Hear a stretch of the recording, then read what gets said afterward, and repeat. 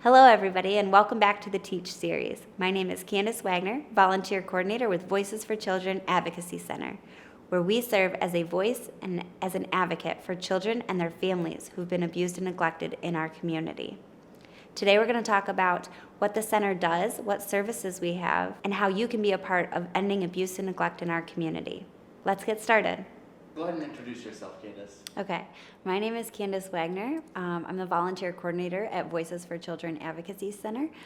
We are the Child Advocacy Center in Flint, and we also have a center in Shiawassee County, so we serve both communities. I moved from Macomb County to Genesee, and in 2017 I took this position with the center.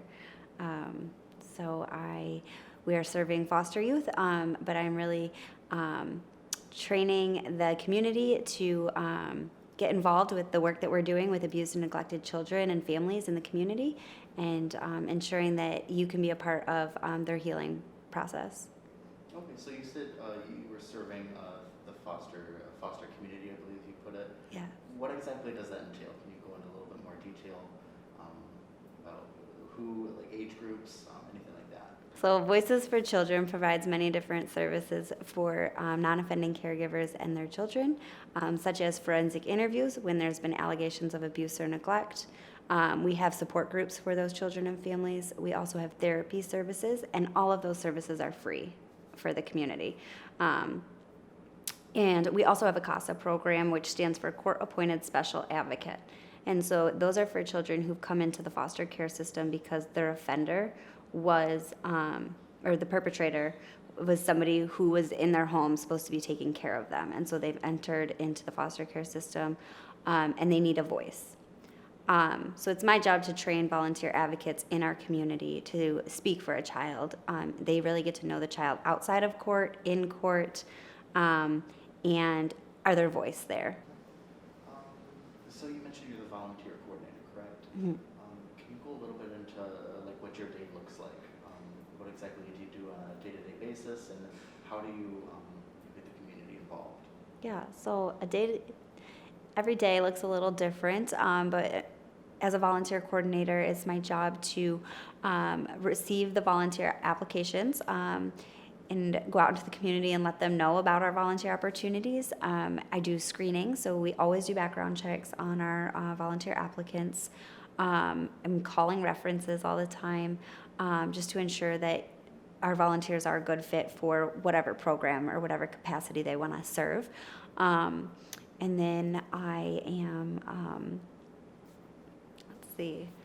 training always.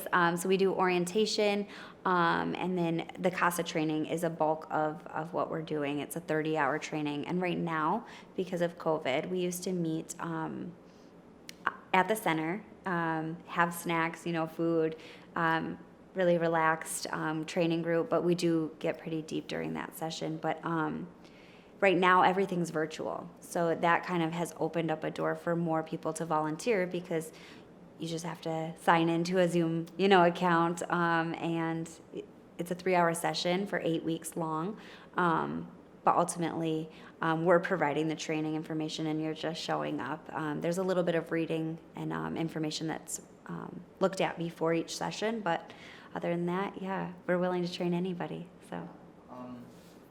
So what are some different ways people can volunteer? What kind of resources are you guys looking for? What do you guys need? Yeah, so we always have a great need for volunteers. There's over 600 children in care in Genesee County, and right now we're only serving 75 of those children. And so there's always a great need for volunteers. A majority of our volunteers are female, and so we are looking for male advocates. We are in need of family hosts once the center does resume open to the public and volunteers. Friendly faces to come, open the door, greet the families, see them in, see them out. I like to call them house moms or dads, just really making sure everybody feels comfortable, not talking about the abuse or anything hard or difficult, but really just that friendly face. We have support groups, and we have a need for childcare at our center.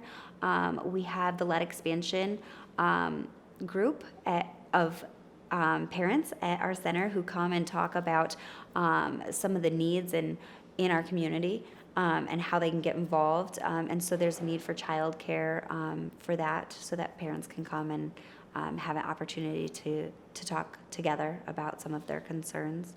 Let's see. We have a lot of special events throughout the year. This year's looked a little different, but our superhero run was just held, and so everybody dressed up as a superhero and ran. And so getting the word out about some of our special events, being an ambassador for the center, talking about our volunteer opportunities at tabling events, things like that is where we have a need for volunteers. Yeah. Okay. So you mentioned a couple of the different events. What are some other events or like outings or Yeah. things in the community? So we have Denim and Diamonds in the fall and Dodgeball. It's a really fun event where you can see CPS workers, firefighters, law enforcement battle it out in a gymnasium, and we are.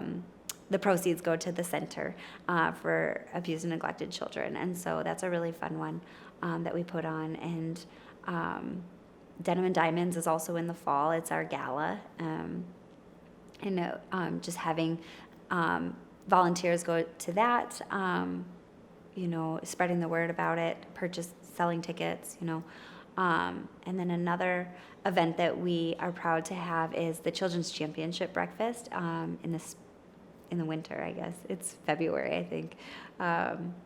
And Child Abuse Prevention Month in April is a huge one. So you'll see blue set up all around town. We sell pinwheels. You can partner with us. Organizations can purchase, individuals can purchase, and just show that you're standing to prevent child abuse in our community with that pinwheel that represents childhood. What are some ways you're looking to expand that outreach? So a lot of people still don't know about our center or what we do. We have so many community partners, and we are thankful for such a community who is standing up against child abuse. But there are still pockets of Genesee County individuals who are not aware of our center. We're kind of hidden. We're over by Riverside Tabernacle off Chavez, and unless you're coming to our center because of a family member or your own child who's been abused or neglected, then you really don't come to our center. So it's a good and a bad thing. So really just events like, opportunities like this, talking about our center, attending events, letting people know who we are and what we do and how we can help create safe and happy childhoods for children. So. We're also getting involved with the schools. We have a ROAR program, and so our prevention team is working really effectively during this time to provide trainings to staff and any churches, organizations for mandated reporter training, understanding child sexual abuse, so that they can see some of those those risk factors, I guess, the signs for abuse. So that way, if it is happening within a church or a school, they know how to report it and what the follow-up will be after that. We also have trainings regards to online safety training. We know a lot of kids are going back to school right now, and that they can become victims online. They're using a lot of YouTube and different platforms that maybe parents aren't used to, children aren't used to, and so our prevention team is working really hard within the school districts to talk to the children and administrators and parents about how we can block predators from accessing the children virtually. So you mentioned some of the staff. Do you want to go a little bit more detail about the staff? Yeah. Maybe you said it's a small staff, right? Maybe yeah. Just name everybody off. Sure. A little about what they do. So Claudenise Holloman is our president and CEO of Voices for Children Advocacy Center. She is an attorney and our fearless leader. We have Sarah Zybert, who is our vice president and director of advocacy and advancement, and so she oversees the prevention team and also the CASA program. And so from there, we have forensic interviewers. We have Maria Herstein, and Angie, who's been with us quite a while, and they're an amazing team. They work really well together. They switch on and off doing interviews with the children. Gail is Daphne's mom, and so she is our MDT coordinator, which stands for multidisciplinary team. So every month, she gathers CPS together, prosecuting attorneys, the forensic interviewers, so they can go over cases to ensure that they're moving forward in the criminal process or where they're at, if they're in a standstill. We have Paula and Kayla and Autumn, who make up our therapy team, and they're amazing. We have Autumn is the art therapist, and so she is often working on different crafts. They have so many supplies in our basement. I just did a tour this morning there, but they have boxes full of different supplies, and you break a dish and you bring it to the therapy team because they'll be able to do something with it. Like, they can make anything happen. And then we have Sarah Marie, who is our CASA court liaison and recruiter. So she's identifying children in the foster care system who might benefit from having a court-appointed special advocate. And let me see. Oh, I forgot. Our family advocates. Okay. Ethan and Amanda are our family advocates. So they meet with the children and the families before the interview and after the interview to ensure that if there's any barriers that the family has, might be basic needs, hygiene products, food, not understanding the court process. They really walk them through those steps so that the family feels a little more confident about what's going to happen next. You come to a center, the child tells their story, now what? So Ethan and Amanda do that, and they're amazing. And Tanisa and Kalita make up our prevention team. And so they're going into the schools. They're doing online right now, virtual trainings, but they train everybody in the community. So invite us out to your churches, your organizations, your place of work, so we can do those different trainings for you. Kalita focuses a lot on safe sleep, trying to bring down the death rate of infants in our county, and so that plays a part of abuse and neglect. And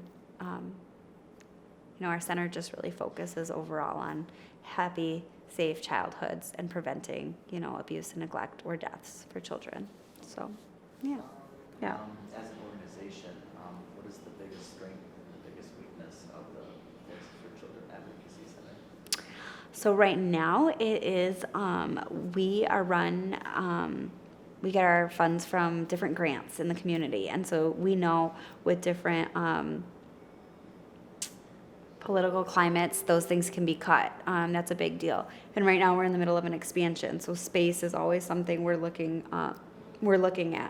We know we need to serve more children, and we're at a point right now where we're in need of volunteers to help us meet some of those needs. So that is our weakness, I guess. And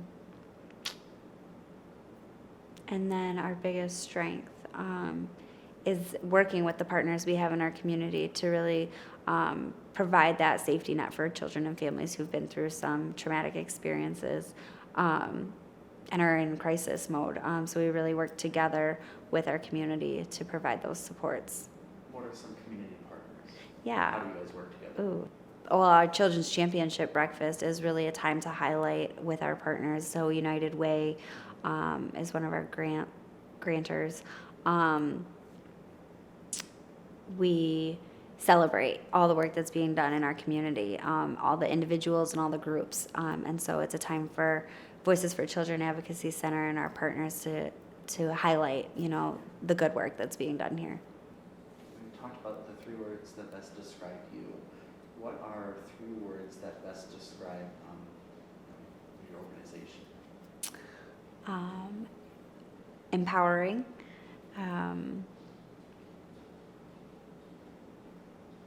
kid-friendly, and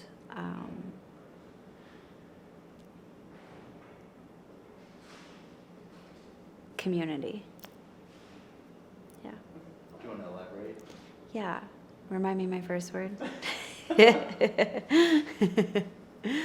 Empowering. Empowering. So yeah, giving the child a voice, really focused on what their needs are when they're coming to the center, knowing that they're in crisis, but they're there to tell their story and what happened.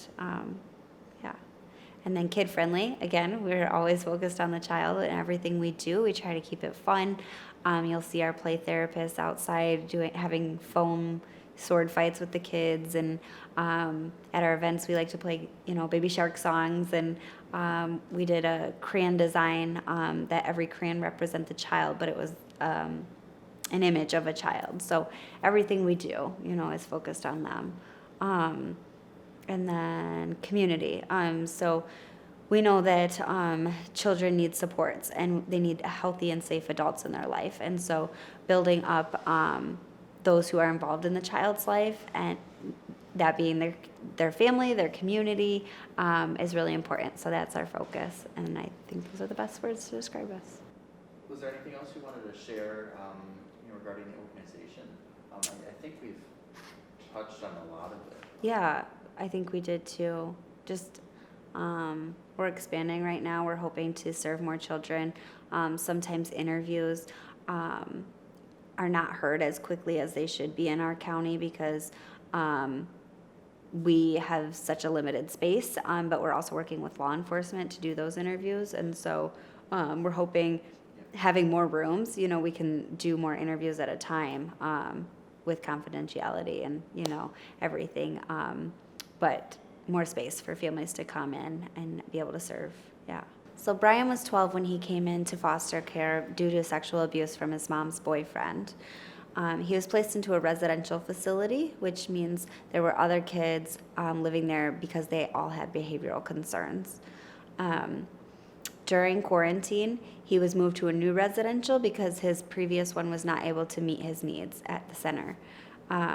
His other sister was at another residential, and his youngest sister was placed within a foster home. She was about to be adopted.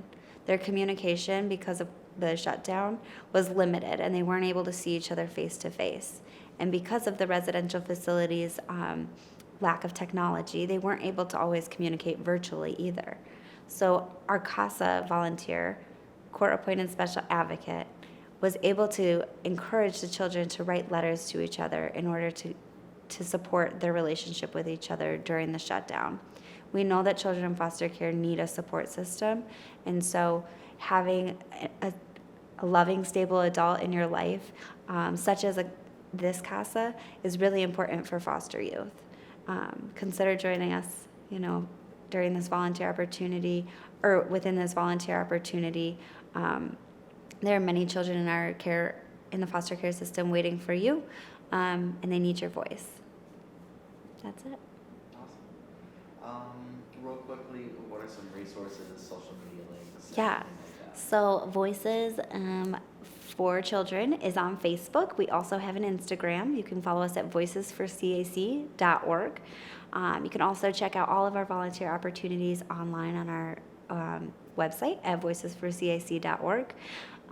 We are new to YouTube, and we have our prevention team recently did a music video, so check us out on YouTube and subscribe. And what else do we have? Oh, if you want to learn more about CASA, you can visit voicesforcac.org or michigancasa.org, because it is a state program, a national program actually, but that's where you can find out different programs, within the state of Michigan. Thank you all for joining us today to learn a little bit more about how you can help us end abuse and neglect. If you've liked anything and want to learn more, please follow us on social media at Voices for CAC on Facebook and Instagram. You can also find us on our website at voicesforcac.org. As always, like if you learned something, and please make sure you subscribe to the channel so you don't miss any future interviews. Thanks so much for watching, and have a great day.